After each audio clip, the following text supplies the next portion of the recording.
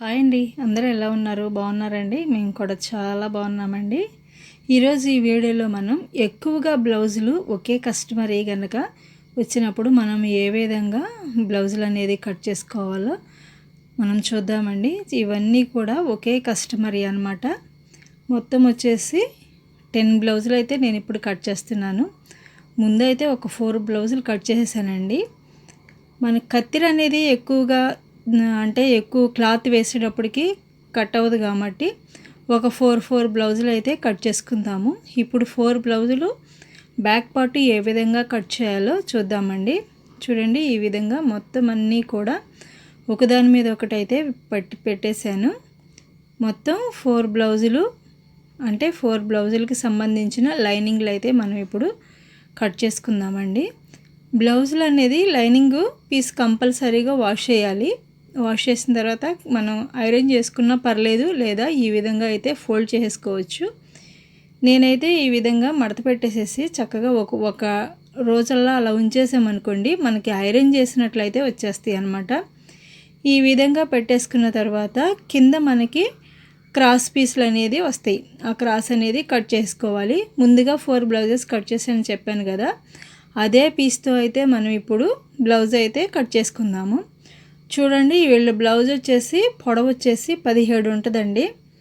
పొడవు వచ్చేసి 17, ఇట్లు నెక్ వచ్చేసేసి 11, అలాగే షోల్డర్ వచ్చేసేసి 6, ఆర్మ్ హోల్ వచ్చేసి 630 అనమాట. ఈ విధంగా అయితే వీళ్ళ బ్లౌజ్ అనేది మనం మెజర్ చేసుకోవాలి. మొత్తం కూడా ఆల్రెడీ నేను ముందుగానే కట్ చేసేసాను కాబట్టి ఆ లైనింగ్ పీస్నే పెట్టేసుకుని అయితే మనం ఇప్పుడైతే ఈ 4 బ్లౌజెస్ కూడా కట్ ఈ విధంగా ఒక బ్లౌజ్ కనుక ఒక పీస్ తీసుకుని మొత్తం ముందర ఒక బ్లౌజ్ కట్ చేసుకోండి. ఒక బ్లౌజ్ కట్ చేసుకున్న తర్వాత దాని ప్రకారం అయితే మనం అంటే నేను కట్ చేసేవి నెక్కలన్నీ కూడా ఒకటే అనమాట. ఆ రౌండ్ నెక్ ప్లస్ దీనికి అన్నిటికీ కూడా ఇన్విజిబుల్ పైపింగ్ వేయాలి.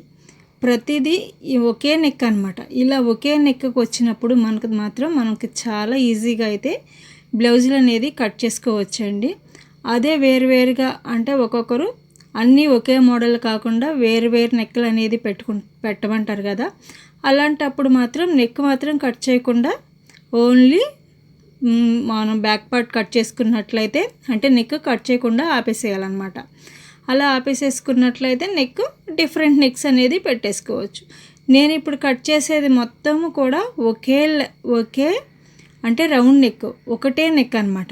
అన్నిటికీ ఒకటే నెక్ ప్లస్ ఇన్విజిబుల్ పైపింగ్, వీటన్నిటికీ కూడా ఒకటే నెక్ కాబట్టి నేను అన్నీ కూడా ఒకే లైనింగ్ ప్రకారం అయితే కట్ చేస్తున్నాను.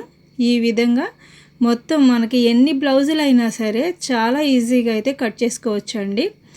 కత్తిరి పడే పొదును బట్టి అయితే మనం క్లాత్ అనేది వేసుకుని అయితే కట్ చేసుకోవచ్చు. నా కత్తిరి అయితే ఈ విధంగా నేను 4 బ్లౌజులు 5 బ్లౌజులు అయితే కట్ చేయడానికి ఈజీగా అయితే ఉంటుందండి. అందుకని నేను ముందర 4 బ్లౌజులు కట్ చేశాను. ఆ తర్వాత ఇంకొక 4 అయితే ఈ విధంగా అయితే కట్ చేస్తున్నానండి. చూడండి, ఈ విధంగా మనం చాలా సింపుల్గా అయితే బ్యాక్ పార్ట్ అయితే కట్ చేసేసుకోవచ్చు. ఇలా కట్ చేసేసుకున్న తర్వాత కంపల్సరీగా సైడ్ జాయింట్ ఇక్కడ ఈ విధంగా క్రాస్ అనేది తీసుకున్నాం అనుకోండి, ఫిట్టింగ్ అనేది చాలా బాగుంటుందన్నమాట. నడుం దగ్గర అంటే కిందికి రాకుండా ఫిట్టింగ్ చాలా బాగుంటుంది. చూడండి, ఈ విధంగా మొత్తం అన్నీ కూడా కట్ చేసేసాను. బ్యాక్ పార్ట్ ఓన్లీ ఈరోజు బ్యాక్ పార్ట్ మాత్రమే చూపిస్తున్నానండి. ఆల్రెడీ నేను బ్లౌజులు మొత్తం కూడా కట్ చేసేసాను. ఇవన్నీ కూడా ఒకే కస్టమర్ అవ్వడంలో అన్నీ ఒకేసారి ఇచ్చేసేయాలన్నమాట. అందుకని చెప్పి నేను ఓన్లీ బ్యాక్ పార్ట్ మాత్రమే మీకు చూపిస్తున్నాను. ఇంకొక వీడియోలో ఫ్రంట్ పార్ట్ కూడా చూపిస్తానండి.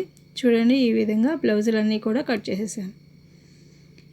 ఎక్కువ బ్లౌజులు వచ్చినప్పుడు మనం ఒకేసారి ఈ విధంగా కట్ చేసుకున్నట్లయితే మనకి టైం కూడా సేవ్ అవుతుందన్నమాట.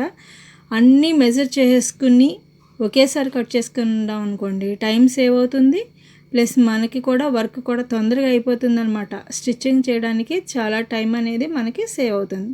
చూడండి, ఈ విధంగా అయితే నేను మొత్తం బ్లౌజులన్నీ కూడా కట్ చేసేసాను. ఈ వీడియో కనుక మీకు నచ్చినట్లయితే లైక్ చేయండి. ఇలాంటి మరిన్ని మన వీడియోల కోసం మన ఛానల్ని సబ్స్క్రైబ్ చేసుకోండి. థ్యాంక్ యూ సో మచ్ అండి.